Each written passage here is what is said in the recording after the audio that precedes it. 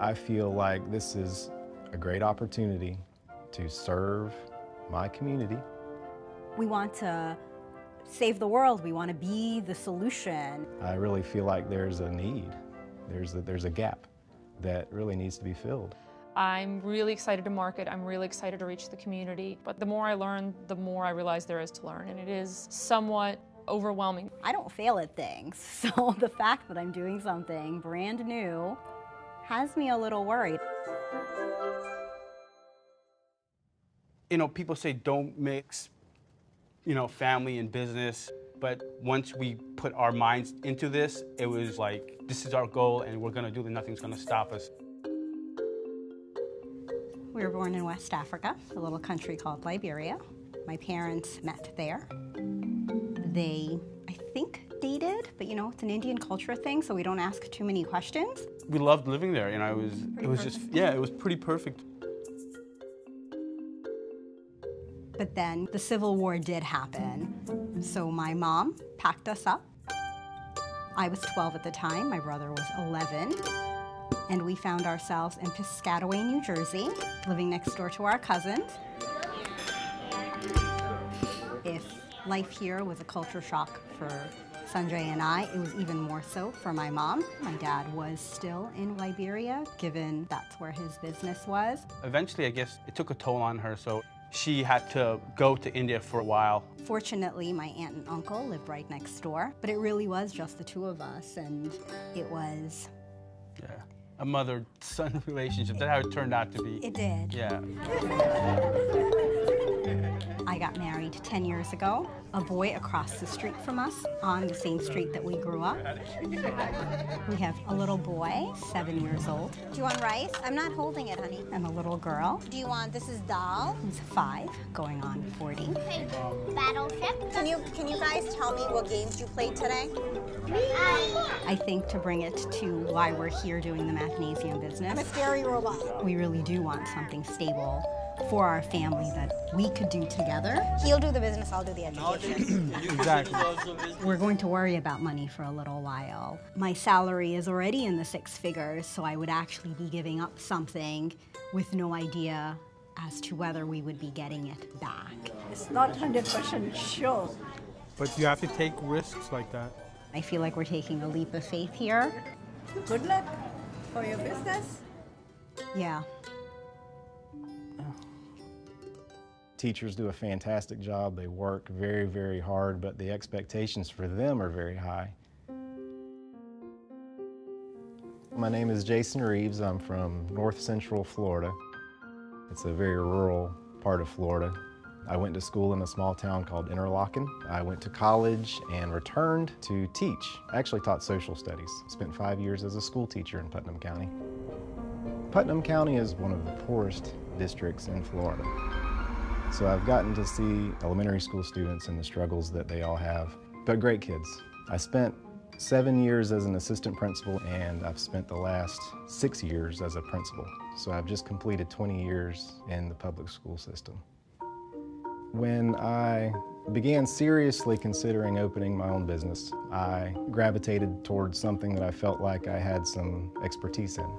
So I began looking around at tutoring centers. Well, in my search, I came across Mathnasium. I feel very confident with the curriculum.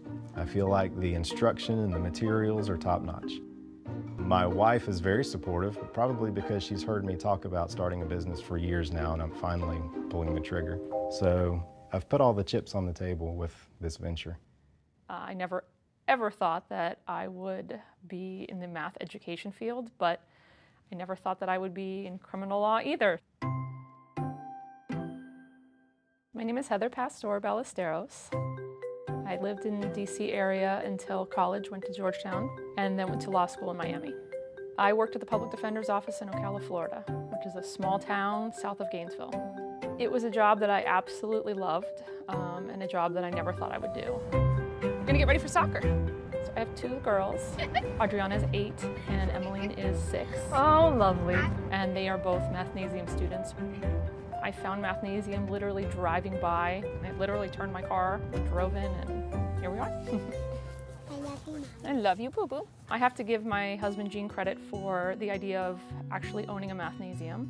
We were both at a point of pivots in our career, and we were looking to do something different, and this was something totally outside of the box. And it's pretty out here. We have 2 territories. One is in Murrieta, California, and one is just south in Temecula, California. We had a list of all of the available territories, so we said, we're going to make a cross-country move. As a parent, I knew that the product was appealing. Good job, Ems. From a business perspective, my husband has a finance background, and he did a lot of research comparing different companies, comparing different franchise opportunities, just verifying this was something that we wanted to invest in. And so the question to you, the idea that I could come to Mathnasium with a great structure, a great team, is really appealing. All right, let's put all of your ideas to good use. Because it takes all of the good aspects of owning a business. Desk tools are manipulatives. It blends that with the tools that Mathnasium gives you. All right. My parents are very, very supportive, but not thrilled that the grandchildren are across the country. I think my mom and my husband are convinced that eventually I'll take the California bar, but I am very convinced that I will not take the California bar.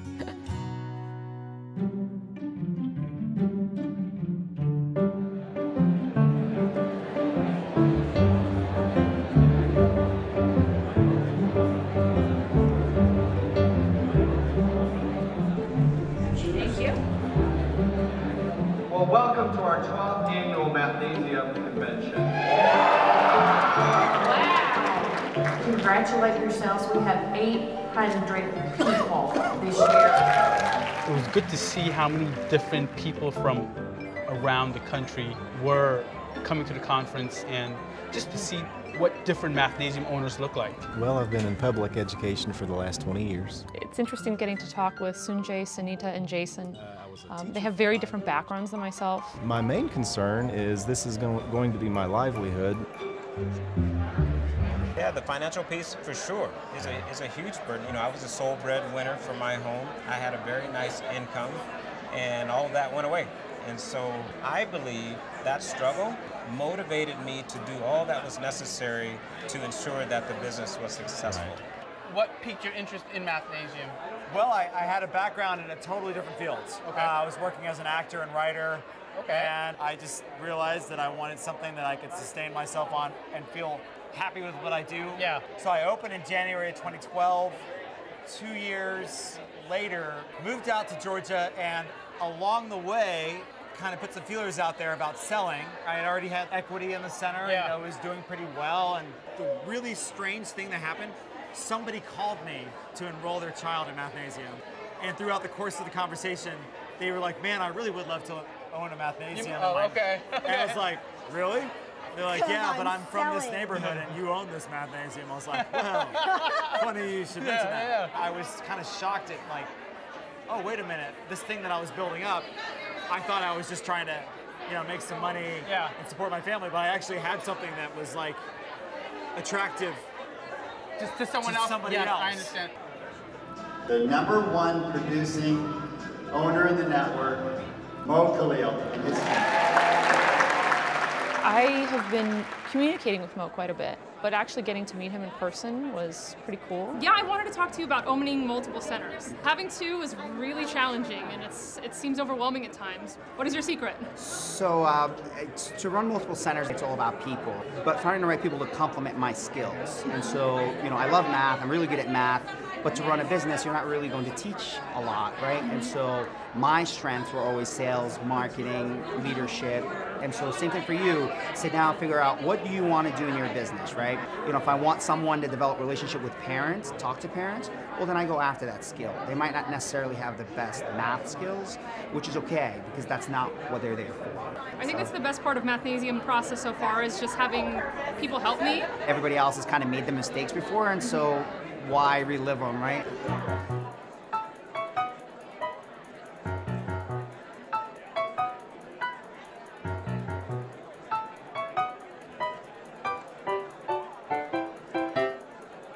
More than nervous excitement, I'm a little bit overwhelmed. And marketing is going to be the biggest challenge for us. No marketing experience here. It's really yeah. beginning to scare me a little bit. How do we know what to do? I'm not alarmed that you feel that way. A lot of new franchisees have questions about advertising. Am I gonna have to create my own ads? Am I gonna have to create my own banner? Absolutely not. So it's our responsibility to do that for you. Then the second piece is delivering to you a plan that you can use before you even open your center. And we call that the startup marketing plan. And so that'll give you a case-by-case perspective of what to do when, how much it's gonna cost, and then how many leads you should expect from each marketing tactic. So a big part of our job and our opportunity is to simplify your life. The people here have been great. The other franchisees really come from a diverse background. No two people come at it exactly the same. What in terms of marketing, what has worked for you guys? Getting in the community, going on Saturdays to the Little League Picture Day and standing out there and handing out gifts. We got a banner up at the local high school, you know, over the fields. I'll tell you, one of the best ways we've gotten it was an idea that Christine had early on. We had a friend who's a baker, and she makes the best cupcakes in Augusta. Oh, that's a good contact, yeah. So we would order 90 dozen of these cupcakes. She does frosting and the little red A+. Yeah. And we would just go to the schools, not ask for anything, not ask to talk to anybody. Nobody's going to turn away cupcakes, I guess. Exactly. And they got to the point where they saw the pink boxes coming and they'd say, like, oh, Mathnasium is here with the cupcakes. Yeah.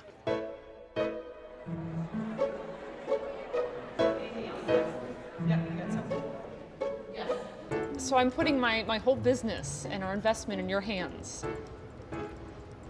But how do I know that you guys are going to really support me? Well, in our situation, Lisa and I have both owned centers ourselves, so we know what it feels like. We have a very strong support system in place. So the next step, once you get your doors open, then you'll be transitioning over to your long-term FBC, or your franchise business consultant. The franchise business consultant's job is to make sure you perform well. They make sure that you operate efficiently and you have high performance. So we have a set of key metrics we want you to make. We want to make sure you're getting X number of marketing leads per month. We want to make sure you're converting those right percentages. We want to make sure you retain students for the length of time. You don't want to be losing students faster than you're gaining them ever. That's always a bad sign, right? So you guys have been doing this for a while. So can you kind of enlighten me on your experience with headquarters? They're certainly not perfect people, but I will tell you that the core beliefs of the founders have been there from the beginning, and the real key has been continuous improvement. They keep getting better and better and better. That's good to hear. Training has become more extensive than it was when we started. The whole franchise business consultant program, again, didn't exist. We didn't have that resource. Still room for improvement, but that's what's so exciting is, and they actually listen to us. Is there going to be like an aha moment to say, okay, after 2 months, 3 months of opening the franchise, to say, okay, there is a light bulb goes off and we can understand the processes and yes, and, as soon as the fear gets over, to be honest. Yeah.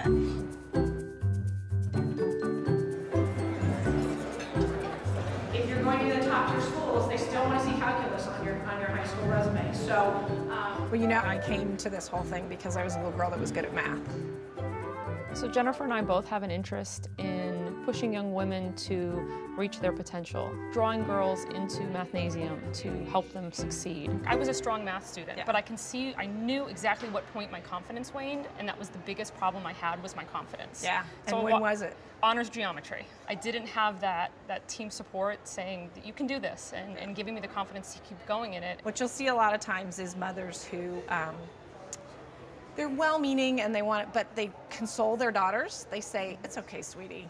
I wasn't really good at math and I turned out fine. So you don't really need to be either. And so then everybody just kind of shrugs and says, oh, well, she's more interested in dance and she's not interested in math, so we'll just let it stop. So that's something that I would really like to push. I would like to keep my enrollment for high school girls up. And I guess that's it's a challenge for me. So I was a math teacher for about 22 years. Well, Nick Millay was interesting. We have quite a bit in common. We're both former educators. What were your class sizes like in Nevada? Oh, well, every year they got bigger. And last year I taught, which is 2013, I had 60 kids in one of my classes. Wow, that is challenging. And you can't teach effectively. So how did the transition for you occur from the classroom to now Mathnasium Center owner? Well, I mean, it's a leap of faith.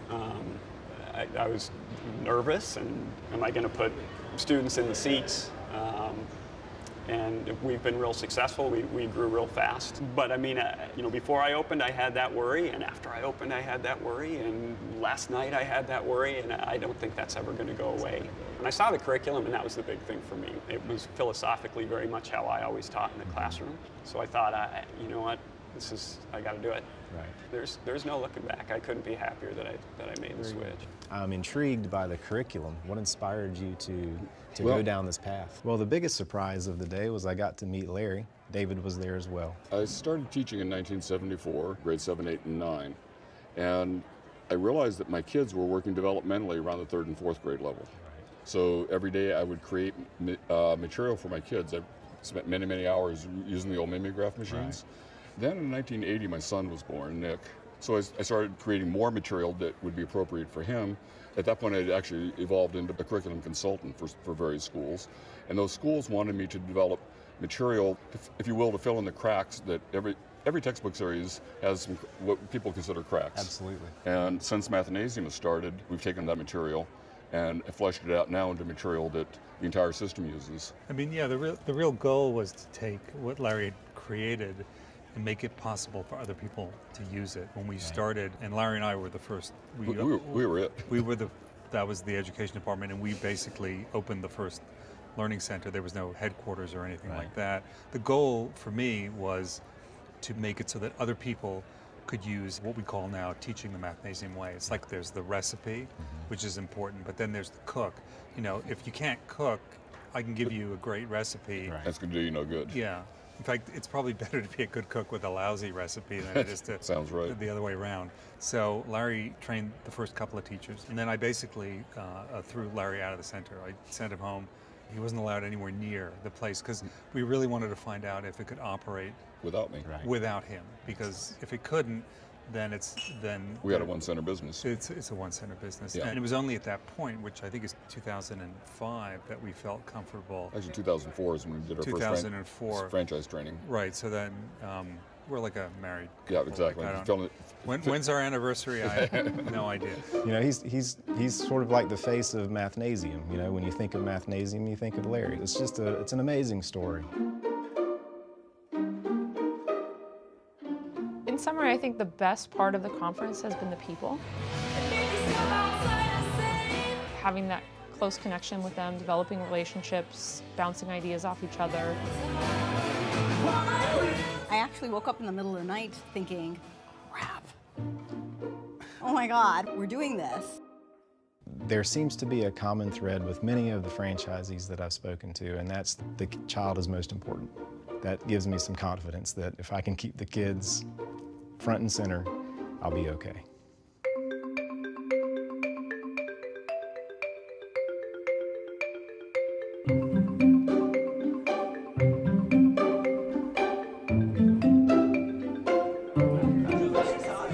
Congratulations. Here it is. Now, on my first day open, I really feel pretty confident. My instructors are here. They're ready to start working with kids. I've got a startup specialist. Her name is Susan, and we speak once a week on the phone. Most recently, she was here 2 days ago helping me put up my wall art. We've got a beautiful interior and exterior. So the support is definitely there, and it's really made a huge difference. The first day was really exciting.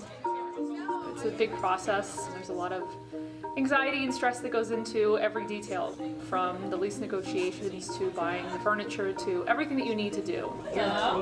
Overall, everybody has been really, really responsive. The parents are really happy we're here. I'm never going to forget spending the entire Memorial Day weekend putting up all the wall art. It felt like the space became a Mathnasium and ours that day. Yes.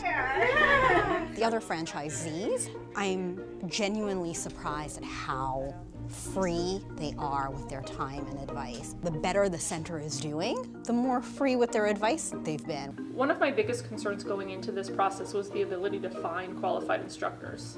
I don't know how it's happened, but we seem to have been easily able to find really awesome, qualified, not just bright people that have the math skills, but people that have the skills to work with kids. I think, you know, the things that we had expected to be difficult, hiring people, because getting the right person was critical. I feel like that fell into place with us. The areas that I thought would be smooth sailing were not at all. And the areas that I thought would be really difficult have turned out to be more enjoyable. Oh, so close. 3, 2,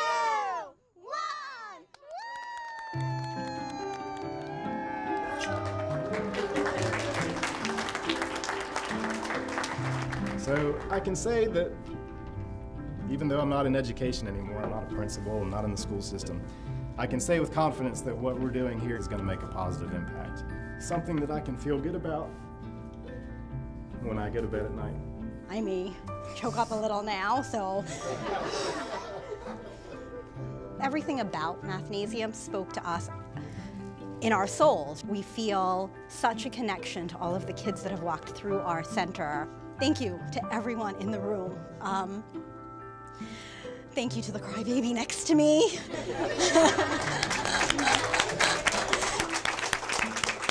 All of my friends from before, most of them are attorneys. Every single one of them is insanely jealous. It was a big step to leave Florida and move across the country. So our answer is a 1 and a 1. Very good. I love working with kids. I love talking about how we can make a difference. I'm finding that the part that I'm enjoying the most is sitting down across from a parent and telling them what we have to offer, feeling like I'm actually doing something for that family that's valuable. That's, to me, very gratifying. I wouldn't change what we've gone through for anything. I haven't been here when the sign was up and it was lit, and I was walking to my car and I looked back and I was like, you know, it hit me. I'm like, a sense of accomplishment, you know, just kind of look back at the journey from when we started to, you know what, we did it. And the sign is so pretty. Yeah. It really is all lit up. It's so pretty.